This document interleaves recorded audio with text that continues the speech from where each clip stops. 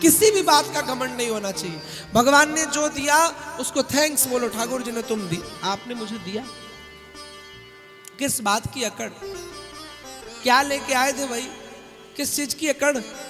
एक भगवान एक हल्की सी दृष्टि हटा ले, सारी अकड़ धरी की धरी रह जाए। आप देखिए भारत में सबसे एक समय एक नामी आदमी पैसा वाला था, विजय माल्या। बड़े बड़े एरोप्लेन चलते थे उसके, बहुत बड़े बड़े कारोबार थे उसके, लेकिन भगवान ने थोड़ी सी दृष्टि हटाई तो क्या हुआ, उसको देश ही छोड़ के भागना पड़ा। सब छोड़िए, सिकंदर जिसने 1/3 विश्व को जीत लिया, उसने पता है क्या बात कही? जब भारत आया, संतों से मिला, तो उसने एक बड़ी प्यारी बात कही। उसने कहा कि दुनिया वालों, जब मैं मर जाऊं तो एक बात, मेरे दोनों हाथ बाहर निकाल देना मेरी टिकटी पर और ऐसे पसार देना। क्यों? कहा आया था सिकंदर जिसके हौसले आली थे, जब गया दुनिया से तो दोनों हाथ खाली। लोगों से कह देना कि सिकंदर भी जब जगत छोड़ के गया तो उसके दोनों हाथ खाली थे और कुछ नहीं। सिकंदर एक साधु के पास गया, भारत में आया, साधु से कहा ये बताओ तुम मेरे साथ मेरे देश में चलो। साधु ने कहा नहीं जाएंगे। बोले हम तुम्हें प्रॉपर्टी देंगे, धन देंगे। कहा हम तुम्हें धन देंगे। कहा कितना धन दोगे, कितनी संपत्ति है? बोले बहुत संपत्ति है। एक साधु ने उससे प्रश्न पूछा सिकंदर से, ये बताओ किसी बीहड़ रेगिस्तान में हम दोनों मिले और तुम भी घूम रहे हो हम भी घूम रहे हो, मेरे पास एक बोतल में जल हो और तुम्हें प्यास लगी हो, और इतनी जोर की प्यास लगी हो कि बिना जल के तुम मरने वाले हो, और मेरे पास जल हो, तो मैं तुमसे कहूं कि इस जल के बदले में प्रॉपर्टी लूंगा, तुम कितनी प्रॉपर्टी दोगे?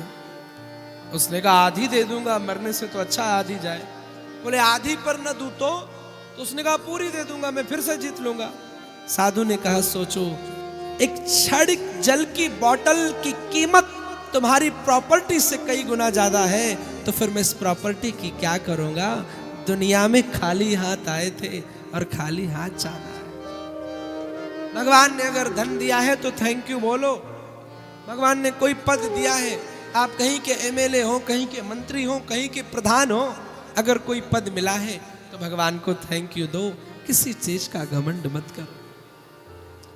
और आजकल वो बुलबुले लोग होते हैं ना, थोड़ा सा हल्का सा पैसा आ जाए उछलने लग जाते हैं। एक कानपुर की शायरा है, उनकी एक शायरी है, जो खानदानी रईस है वो मिजाज रखते हैं नर्म अपना, और तुम्हारी फितरत बता रही है तुम्हारी दौलत नई नहीं है। जरा सा कुदरत ने क्या नवाजा, वो आके बैठे हैं पहली सफ में और अभी तोड़ने लगे हवा में, अभी तो शोहरत नई नई है। जिनके पास जो खानदानी होते हैं ना, जो समझते हैं चीजों को, वो ज्यादा उड़ते नहीं है। पर आजकल एक आईफोन भी लेके आएगा तो उसका सिंबल बार बार ऊपर दिखाएगा, ताकि कोई सामने वाला पूछे कितने का है। एक घड़ी पहनेगा तो बार बार देखेगा भाई समय कितना हुआ है, समय कितना हुआ। जब तक सामने वाला पूछ न ले कि कितने बजे हैं, तब तक उसको चैन नहीं पड़ती। ना ना ना, घमंड किसी बात का नहीं। भगवान ने इंद्र का अभिमान तोड़ा तो हम सब कौन खेत की मूली हैं? अरे हम तो मूली भी नहीं, हम तो मामूली हैं। इसलिए किसी चीज का घमंड मत करो। 5 चीजों का घमंड जीवन में नहीं करना चाहिए। पहला, रूप का घमंड। भगवान ने अगर अच्छा रूप दिया थैंक यू, ठाकुर जी को धन्यवाद, लेकिन किसी की मजाक मत उड़ाओ कि इसे बुरा रूप मिला। दूसरा, पद का घमंड। अगर आपको कोई पद मिला है तो अगर आप कहीं के मुखिया हैं तो सबको बराबर समझो। आजकल कमी पता है क्या है? आजकल जिसको मुखिया बनाया जाता है ना, वो अपने हिसाब से चलता है। नहीं, तुलसीदास जी कहते हैं मुखिया मुख सो चाहिए खान पान कोई। मुखिया को मुख के जैसा हो, खट्टा भी खाए तो भी स्वीकार, मीठा भी खाए तो भी स्वीकार। पर आजकल अगर सासू जी को चाबी मिल गई तो छोटी बहू को ज्यादा मानेगी, बड़ी बहू को कम मानेगी, बड़ी बहू को ज्यादा, छोटी बहू को कम। नहीं नहीं, मुखिया को बराबर होना चाहिए।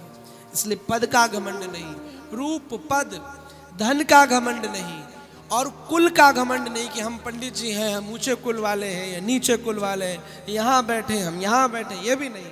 और पांचवा, भक्ति का भी घमंड नहीं होना चाहिए। और सबसे बड़ा घमंड आजकल यही होता है, गुरुजी हम 5 माला करते हैं, 5। महाराज जी मैंने मंदिर में इतना दान दिया, मैंने इतना दान दिया, मैंने इतनी पूजा की, मैंने इतनी माला की। आजकल आदमी सत्संग सुनने थोड़ी ना आता है, आजकल सुनाने आता है। गुरुजी थोड़ी देर, जैसे हमारे पास बहुत से लोग आएंगे, अच्छे भी आते हैं, हम तो मुझे लगता है पूरा भारत भ्रमण हो गया कथा करते करते, विदेश यात्राएं भी कई हुई।